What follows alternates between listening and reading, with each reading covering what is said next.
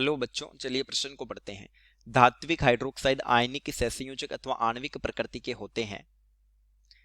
LiH, NaH, KH, RBH, CSH में बढ़ते हुए आयनिक लक्षणों का सही क्रम है। तो देखिए, ये हमें हाइड्रोक्साइड नहीं बल्कि हाइड्राइड दिए हैं, धात्विक हाइड्राइड, क्योंकि ये है हाइड्राइड है। हाइड्राइड हाइड्राइड होते हैं यानी धातु पर प्लस और हाइड्रोजन पर माइनस चार्ज। तो देखिए, मुख्य उदाहरण होगी प्रश्न की।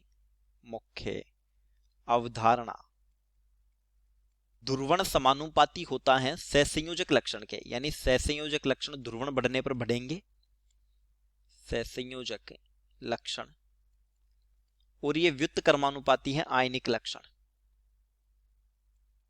आयनिक लक्षण यानी ध्रुवण बढ़ने पर आयनिक लक्षण घटते हैं और सहसंयोजक लक्षण बढ़ते हैं।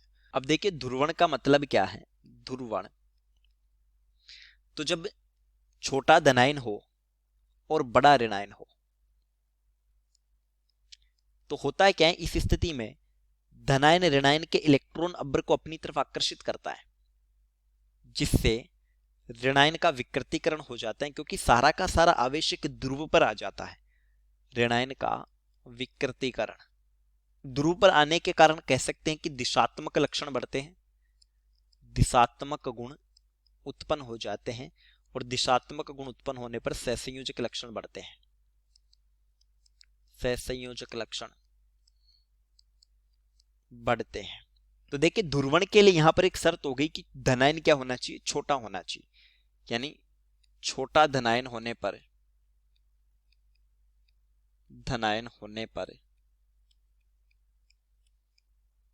ध्रुवण अधिक होगा।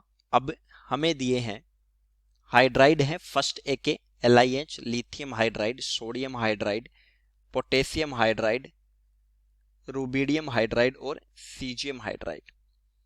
तो एक वर्ग में जब टॉप टू बॉटम चलते हैं तो ये धनायन है Li plus, Na plus, K plus, Rb plus, Cs plus. कोष की संख्या बढ़ने के साथ साथ धनायन का आकार बढ़ा, धनायन का आकार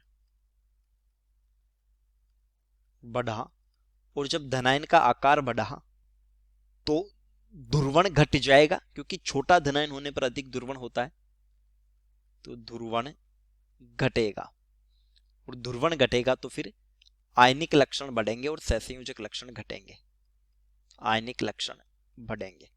तो हम कह सकते हैं कि फर्स्ट एक के हाइड्राइड में टॉप टू बॉटम चलने पर आयनिक लक्षण बढ़ते हैं, टॉप टू बॉटम